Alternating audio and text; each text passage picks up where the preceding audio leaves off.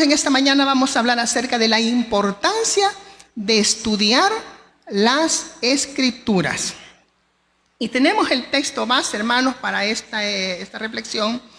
Y dijo el Señor en la exposición que estaba haciendo en este capítulo 5 de San Juan, cuando dijo, cuando estaba exhortando a aquellos hombres a que creyeran en Dios, les hizo el llamado: escudriñad las Escrituras.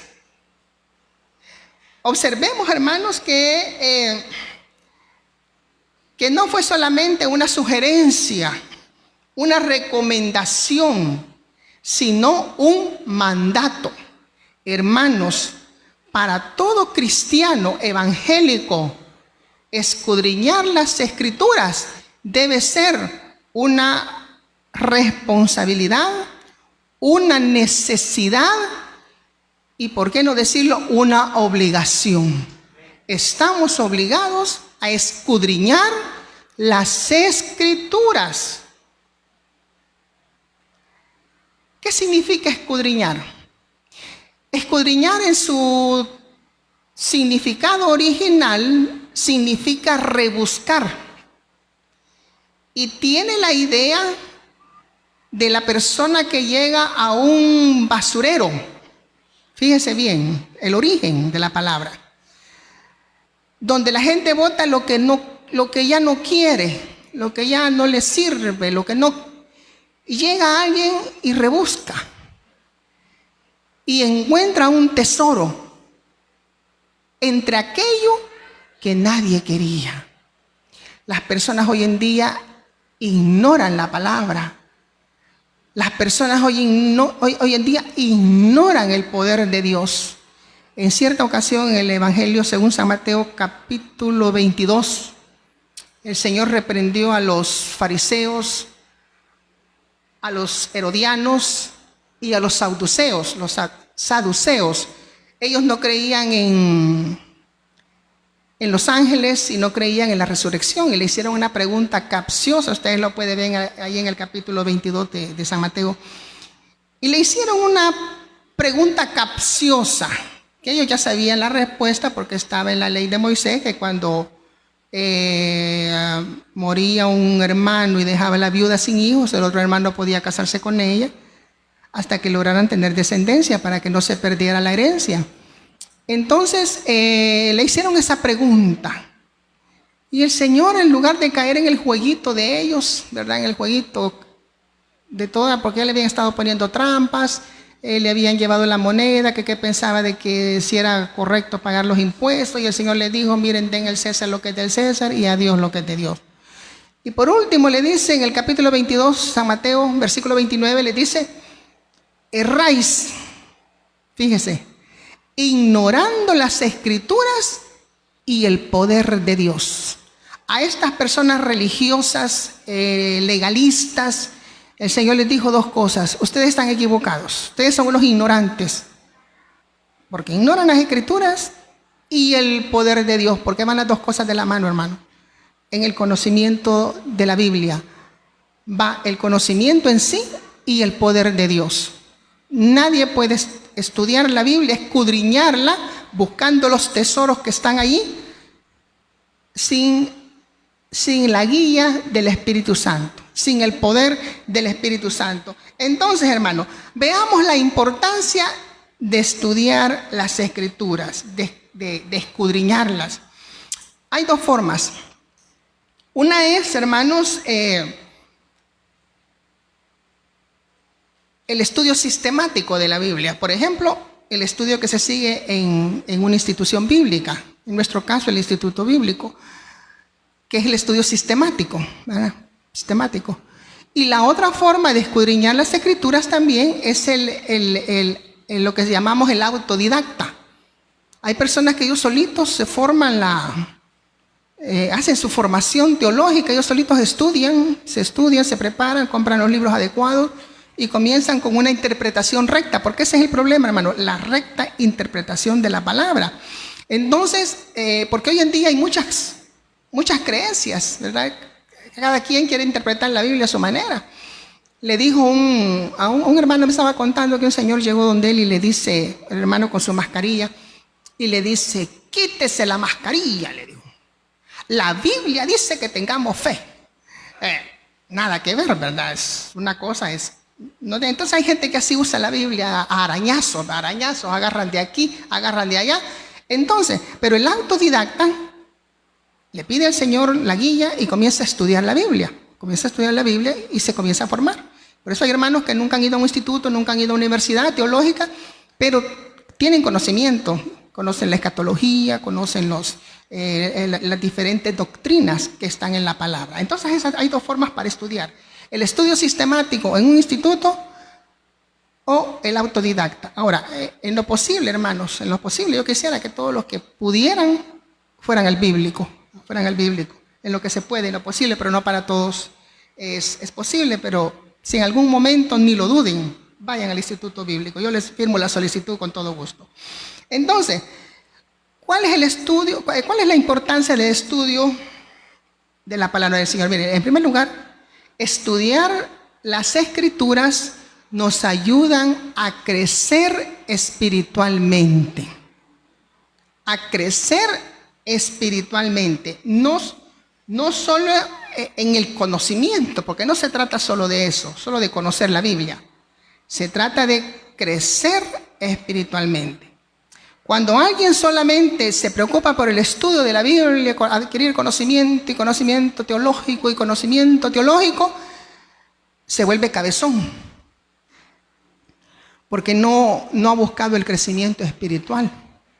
Se vuelve cabezón, ¿verdad? Y lo contrario es el cristiano que rechaza el estudio teológico. No, dice, ¿por qué? A mí un hermanito una vez me pudo la ignorancia del hermano y me dice, mire, yo no voy al instituto bíblico, yo no voy. Ajá, le digo yo, ¿por qué? Los discípulos, me dice, no tuvieron necesidad de ir al instituto teológico. Los discípulos de ellos no fueron al instituto teológico. Pues sí, le digo yo, pero ellos tenían al maestro de maestros. Le digo, ¿qué necesidad tenían? Entonces, y nosotros a veces a puras penas ni oramos, le digo yo, poquitos que oramos, necesitamos que otros nos ayuden, nos guíen. No, me dice, yo no estoy de acuerdo con el instituto teológico. Eso es, me dijo, vanidad, eso es, y me dijo un montón de cosas. Bueno, entonces, cuando una persona rechaza el estudio teológico y dice, no, yo solo voy a orar y voy a servirle al Señor, y se enfoca solamente en lo espiritual, son aquellas personas que se vuelven fanáticos. Fanáticos. El fanático es una persona obsesiva. Nosotros amamos al Señor y nos entregamos, pero tenemos entrega. Pero con el fanatismo tengamos cuidado. El fanatismo es obsesión. El fanático quiere a toda costa que las demás personas crean como él cree. Se empeña en su idea y así tiene que ser el fanático. Entonces, pero, hermanos, por eso nosotros también debemos de depender del Espíritu Santo. El Espíritu Santo debe guiar y tener conocimiento de la palabra. ¿Qué dice? Veamos qué nos dice la primera carta a los Corintios en el capítulo 3 acerca del crecimiento espiritual. Capítulo 3 de la primera carta a los Corintios. ¿Qué es lo que nos dice? Desde el versículo 1, 1 Corintios capítulo 3, versículo 1 dice: de manera que yo, hermanos, no pude hablaros como a espirituales, sino como a carnales, como a niños en Cristo. Os di a beber leche y no vianda, porque aún no erais capaces, ni sois capaces todavía, porque aún sois carnales.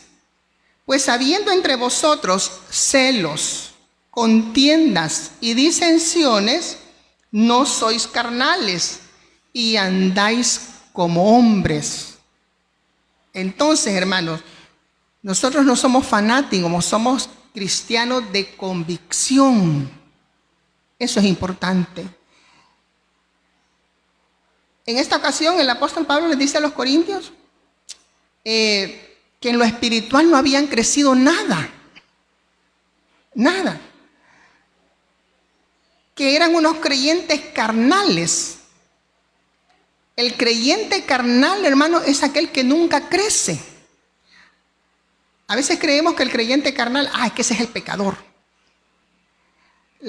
Cuando la Biblia se refiere al creyente carnal, es aquel que nunca crece. Tiene en lo espiritual. En lo espiritual, porque algunos no crecemos. Bueno, a mí el doctor ya me dijo que yo voy para abajo. En lugar de crecer estoy disminuyendo, bueno, por problemas de los huesos. Pero bueno, entonces es aquel cristiano que nunca crece, hermanos míos, amados en el Señor. Tiene 5 años de convertido y el mismo creyente caprichoso, pleitisto, qué sé yo, inmaduro. ¿Por qué no creció? Porque no escudriña la Escritura y porque no busca de Dios la dirección. Entonces, cuando llegamos al Señor, hermanos, podemos llegar, bueno, ¿cómo llegamos al Señor? Llegamos todos apaleados, todos garroteados, todos con malas costumbres, con tantas cosas. Pero Dios nos toma en sus manos y tal cual barro, como el mensaje que predicó la niña anoche, tal cual barro nos toma en sus manos y comienza a formarnos, a darnos forma, a moldearnos. ¿Y cómo vamos a saber la forma que Dios quiere que tengamos? A través de su palabra. A través de su palabra. La niña dijo anoche, algo así dijo, no vamos a decir nosotros lo que queremos ser. Si el Señor nos quiere como pailita, pailita vamos a ser. No le vamos a decir, no Señor, yo quiero ser taza. Y taza bonita. No, vas a ser pailita. Vas a sostener la taza. No, yo quiero ser taza. Si el Señor nos está formando para hacer un platito bonito, un soperito, no le vamos a decir, no Señor, yo no quiero ser el plato sopero. Yo quiero ser plato de comida principal. No, hombre, vas a ser así. Entonces Dios nos va dando la forma que Él quiere. Y a medida que Dios nosotros estudiamos la Biblia, ya sea sistemáticamente, en un instituto o autodidácticamente, y oramos al Señor que Él nos dirija, entonces comenzamos a tomar la forma que Dios quiere. Hay creyentes que todo el tiempo están de leche. No se les puede hablar un tema fuerte porque dicen, por mí lo dijo. A mí me estaba tirando. Cuando usted sienta que el mensaje le pega, mire, dele gracias a Dios. Y si no es para usted, pues entonces también dele gracias a Dios. Dele gracias a Dios, eso es crecimiento. Así es que el estudio de las Escrituras nos ayuda a crecer espiritualmente. Un segundo factor, hermanos, es que nos prepara para servir mejor al Señor. Porque le servimos con formación. No solamente por servirle, sino que aprendemos a tener cierta conducta en el servicio al Señor. Desarrollamos cierta ética natural, cierta ética. Que nuestro servicio no atropella a otro. Aprendemos que nuestro servicio es para el Señor y también para los hermanos. Porque a veces decimos, no es que yo lo hago para el Señor, no, también para los hermanos. ¿Y por qué no? Pues, ahora, que si algunos son carnales y no agradecen y no aceptan, pues, problema de cada quien. En la segunda carta a Timoteo dice, el capítulo 2, versículo 15, este texto tan conocido dice, procura con diligencia, mis amados hermanos, procura con diligencia, dice, presentarte a Dios aprobado. No dice reprobado. Reprobado significa el que aplazó la materia. El que no logró la suficiente calificación y quedó aplazado. Busquemos la aprobación de Dios, hermanos. La palabra de Dios nos indica cómo es nuestro servicio agradable a Dios. Dice como obrero, fíjese, no dice como jefe. Le voy a contar esto. Bueno, a mi esposo se lo he contado algunas veces. Yo tenía un primo, no sé, se fue del país, no sé qué se hizo. Pero en uno de los intentos que él hizo por salir del país, llegó a un lugar. Y ahí estuvo trabajando un tiempo, de ahí se regresó. Entonces él venía diciendo que iba a buscar trabajo. ¿Y de qué vas a buscar trabajo? Le decíamos. No, decía él, es que yo busco trabajo de jefe, porque ya no puedo trabajar en otra cosa, yo soy jefe. Tuvo como un año buscando trabajo de jefe, no lo halló, volvió a emprender el viaje. Entonces ahí hay gente que no le gusta esta palabra, obrero. No, pero somos obreros del Señor, hermanos, no somos jefes. No somos capataces, somos obreros, somos siervos. El obrero es aquel que está bajo órdenes, que obedece órdenes, que cumple una tarea, que saca el día, ¿verdad? Entonces, dice, como obrero que no tiene de qué avergonzarse. Un obrero nítido, limpio, formado, que usa bien. Recalquemos esto, que usa bien la palabra de verdad. La palabra de Dios es como una espada, dice el Señor. Pero hay que saber usar esa espada, hermanos. No solamente cuando queremos herir a alguien, no. Debemos saber bien, usar bien esa palabra. Entonces, hermanos, estudiar las Escrituras nos prepara para servirle mejor al Señor. Nos ayuda. Entonces, también nos ayuda a conocernos a nosotros mismos. Hay personas que son buenas para poner el dedo, para señalar, son buenísimas. Pero dice la Escritura en San Mateo capítulo 7, San Mateo 7, vamos a ver, el versículo 3. Vea qué fuerte lo que dice el Señor. ¿Y por qué miras la paja que está en el ojo de tu hermano y no echas de ver la viga que está en tu propio ojo? ¿O cómo dirás a tu hermano, déjame sacar la paja de tu ojo? Y he aquí la viga en el ojo tuyo. El conocimiento de la palabra de Dios nos ayuda, hermanos, a conocernos a nosotros mismos, a reconocer nuestros defectos, nuestros errores y ponerlos en las manos de Dios, pedirle perdón a Dios y comprender al prójimo. Que el Señor no nos ha puesto para jueces, para condenar a nadie.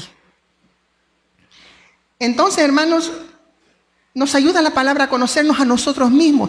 Cuando nos conocemos a nosotros mismos, nos volvemos solidarios con los demás, con aquel que tiene problemas, con aquel que le está costando crecer en la vida espiritual, con aquel que no puede avanzar. Se nos es más fácil, nos volvemos más tolerantes. Algunos toman a mal la palabra tolerancia. No, que tolerancia, alcahuetería, guadencia. Tolerancia, hermanos, es un término, creo que es de un país de Sudamérica, productor de vino, creo que es Argentina o Bolivia, no sé. Por ahí nació esa palabra tolerancia. La tolerancia es, creo que alguna vez se los expliqué, cuando están midiendo o tomando las medidas de las botellas de vino para saber cuántas copas tienen, ¿verdad? Entonces, por ejemplo, una botella contiene 24 copas, digamos. Entonces, el que supervisa eso, digamos, el medidor le dijo, 23 copas salieron. Entonces, él le dice, bueno, está estimado en 24, pero de 23 está en lo tolerante. Porque tomando en cuenta los poquitos que se caen al vaciar las copas, los poquitos que se caen. Entonces, esa es la tolerancia. Lo poquito que falta, lo que falta, pues lo toleramos. Y a veces no queremos tolerar nada, somos estrictos, somos aquí. Hermanos, en lugar de condenar a la gente, mejor ayudémosle. Conozcámonos a nosotros mismos, que también nosotros tenemos nuestras debilidades, nuestras deficiencias. La palabra de Dios es nuestra lumbrera, guía nuestros pasos. Dice el Salmo 119, 105, un texto tan conocido: lámpara es a mis pies tu palabra y lumbrera a mi camino. Es decir, alumbra nuestros pasos, el siguiente paso. Imaginémonos en un camino oscuro, el siguiente paso que vamos a dar. Pero también es lumbrera, nos ayuda a visualizar el camino. ¿Me explico? Podemos medir el siguiente paso que vamos a dar para no dar pasos en falso, pero también podemos visualizar el camino a dónde vamos, si vamos por el camino correcto. Esa es la bendición de la palabra del Señor, hermanos. Otra bendición, hermanos, es que nos muestra el camino de la vida eterna, de la vida eterna. En el versículo 40 de la porción que leímos inicialmente, leímos el 39. En el 40, vea lo que le dice: y no queréis venir a mí para que tengáis vida. No quieren, porque los fariseos y las sectas que estaban en ese tiempo contrarias a Jesús, rechazaban a Jesús. Y el Señor por eso les dice: ustedes no quieren venir a mí. Yo les doy la vida. Yo les doy la vida eterna. Yo los bendigo, yo les ayudo, pero ellos no querían. Ellos estaban empecinados en sus leyes, estaban empecinados en sus tradiciones, estaban empecinados en lo que ellos decían y no le daban cabida a las enseñanzas de Jesús. No abrían su corazoncito. Las Escrituras, hermanos, nos muestran y nos preparan el camino a la vida eterna. ¿Por qué?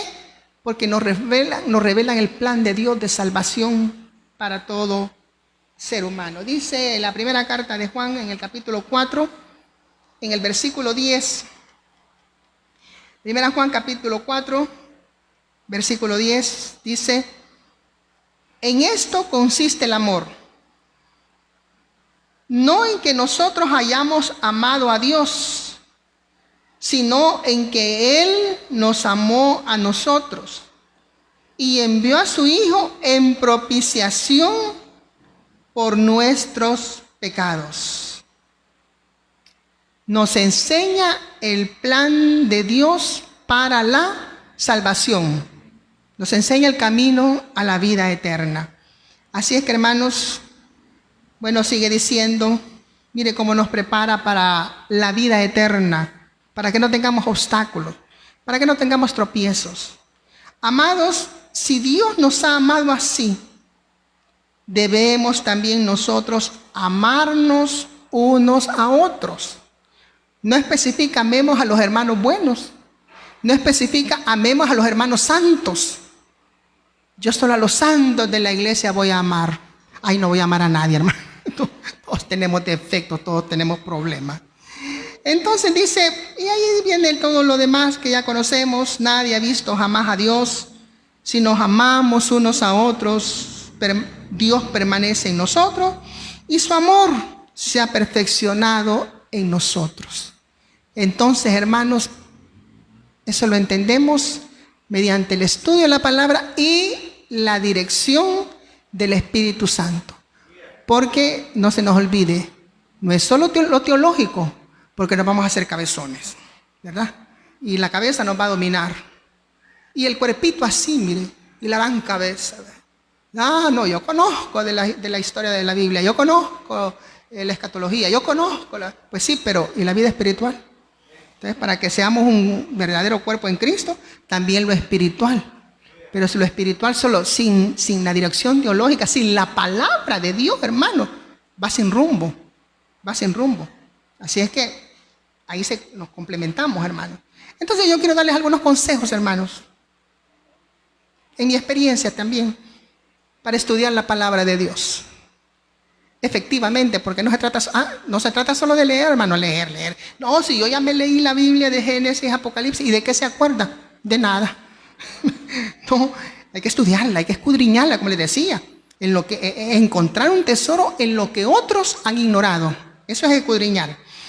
Entonces, hermanos, algunos consejos para estudiar la palabra de Dios. Tomar en cuenta que no es suficiente leerla. Oremos para que Dios nos ilumine, porque no se trata solo de avanzar, de leer más que los demás, sino, hermanos, de vivirla, aplicarla a nuestra vida.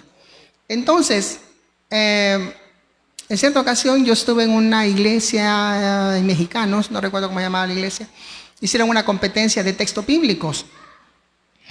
Un muchacho ganó que se sabía 500 versículos de la Biblia. 500. Yo me quedé apantallada, ¿verdad? Buena memoria el cipote, va. Pasó. Con el tiempo me di cuenta que este muchacho lamentablemente cayó en malos pasos. Porque yo pregunté por él, mira que el cipote tan inteligente que sabía 500 versículos de la Biblia. Ay, hermana, viérame, mire, me contaron. Qué trágico, ¿verdad? Yo prefiero aprenderme de memoria un solo versículo, hermano, pero vivirlo, entenderlo, comprenderlo, aplicarlo. Entonces, no solamente de leer, hay que orar, pedir la dirección a Dios.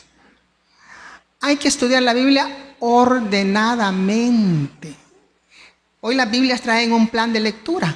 Es bueno leerla así, pero no solo para avanzar, sino para ir sacando o extrayendo. Eso es escudriñar, encontrar los diferentes temas de la porción que estamos leyendo. Usted puede leer 3 versículos, pero si encuentra un tema que le llame la atención, subraye, tenga una libreta, mire, compre papel de empaque y haga su libreta. Yo así hago, de pedazos de papel ando haciendo libretas para no gastar, ¿verdad? Entonces, y ahí comienzo a escribir. Y se comienza a ampliar. Un texto. Vaya, aquí tengo un texto. Dice, todo aquel que cree que Jesús es el Cristo es nacido de Dios. Y todo aquel que ama al que engendró, ama también al que ha sido engendrado por él. ¿Qué significa esto? Todo aquel que ama al que engendró. ¿Y quién es el que engendró? Es Dios. ¿Qué me está diciendo este versículo? Y comenzamos, miren, y comenzamos a escribir. Y eso, hermanos, no se nos va a olvidar y nos va a ser de bendición, nos va a fortalecer. Entonces hay que estudiar ordenadamente. No es pecado auxiliarse de textos bíblicos. No es pecado. Bueno, hoy con el internet te puede bajar una hermenéutica, una homilética, un diccionario etimológico. Los diccionarios etimológicos son muy eficaces para estudiar la Biblia. Pero libros de texto, hermanos, diccionarios bíblicos, concordancia. No novelitas cristianas, hermanos. No libritos novedosos, ¿verdad? Está bien ver alguna historia, un testimonio, un libro, pero yo me refiero a libros de estudio, hermano. Y busquen una editorial aprobada, porque hay muchas editoriales que sacan nuevas doctrinas, ¿verdad? Cosas, sacan de textos aislados, sacan ciertas doctrinas. Acordémonos que un texto sin contexto es un pretexto. Es un pretexto para formar nuevas doctrinas. Yo eso lo aprendí en el bíblico. Un texto sin contexto es un pretexto para formar nuevas doctrinas. Algunos dicen, no, es que la Biblia dice, alma que pecare, esa morirá, no hay reconcilio. Bueno, es un texto. Habría que ver cuál es el contexto de la reconciliación y comenzamos a ver el apoyo bíblico. Un texto para que sea doctrina debe tener 12 versículos de apoyo. Algunos dicen, no, es que el estudio, el rey Agripa parece que le dijo a Pablo, las muchas letras te han vuelto loco. Ya quieren sacar la doctrina del no estudio. Esa fue una crítica que le hizo a alguien que no era ni cristiano, que estaba conmovido, ¿verdad?, por el discurso de Pablo, pero que no era cristiano. Entonces le hizo una crítica. También dice el libro de los Hechos que cuando Pedro pasaba, le tiraban los pañuelos y todo. Entonces la gente quiere hacer de eso una doctrina. No, eso fue un pasaje que sucedió en esa época, pero no es una doctrina, no es una práctica. Entonces hay que entender esas cosas. Auxiliémonos. No es pecado que se auxilie de un diccionario bíblico. No es pecado, no es pecado. De una homilética, de una hermenéutica, de un compendio, no es pecado. Para ampliar. Acostumbrémonos a usar palabras claves. Cuando leamos una porción, veamos cuál es la palabra clave dominante, que predomina, pues. Y entonces por ahí nos vamos construyendo ya nuestro estudio. Esto tiene que ver con la venida de Cristo. Esto tiene que ver con la sanidad divina. Esto tiene que ver con... Bueno, y ahí empezamos, hermanos, a crecer. No es maratón leer la Biblia, hermanos, no es maratón. Por eso el Señor no les dijo, lean la Biblia, escudriñen las Escrituras, les dijo. Porque ellas son las que hablan de mí, dan testimonio. Entonces hay que buscar las palabras claves y en lo posible o subráyela o pásela a una libreta para que ahí comience usted a hacer su estudio personal. Y una cosa muy importante, hermanos, también dos cosas más. Hay que meditar. Cuando meditamos, oramos al Señor. No la meditación, no se vayan a confundir la meditación de los budistas. No, meditación, pensar, preguntarle al Señor, Señor, ¿qué quiere decir esto? Señor, no entiendo esta palabra. ¿A dónde me está llevando? ¿Qué significa? Hay que meditar. Pedirle al Señor la dirección. Y atesorar la palabra. Por favor, hermanos, atesoremos la palabra de Dios. Guárdela.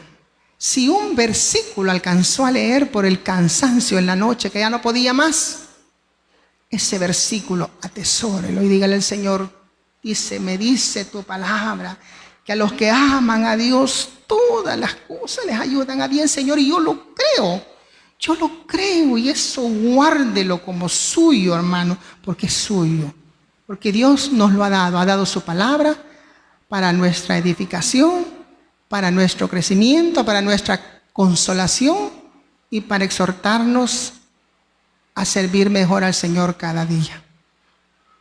Amén, hermano. Bien, estudiemos la palabra. Que cuando nos inviten a predicar no nos asustemos. ¿Y en qué voy a predicar? Qué triste, hermano. No, los cristianos de las buenas nuevas, yo no quiero verlos así.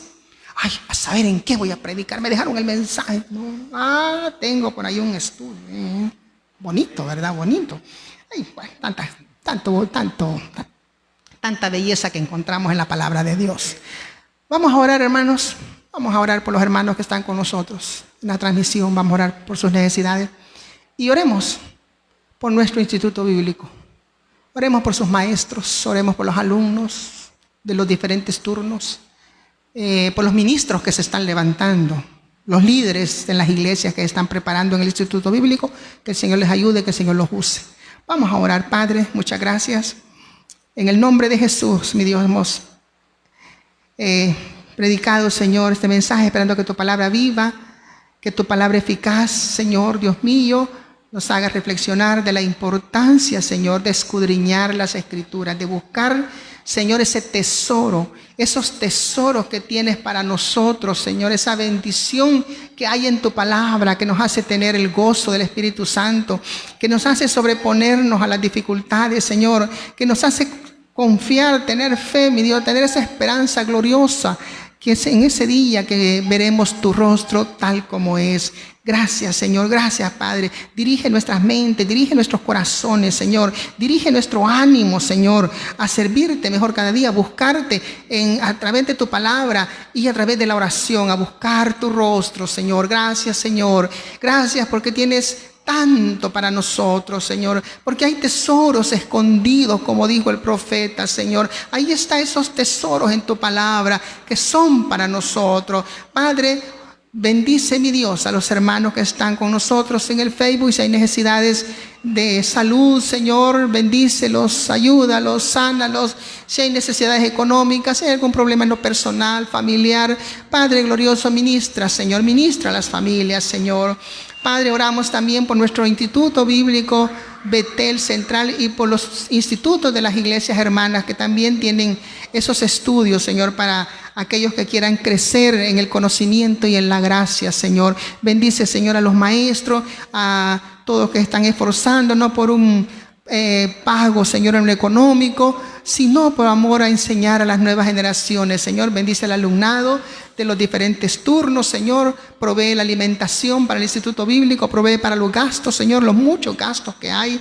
Padre glorioso, en el nombre de Jesús, te damos las gracias. Amén. Dios les bendiga, hermanos.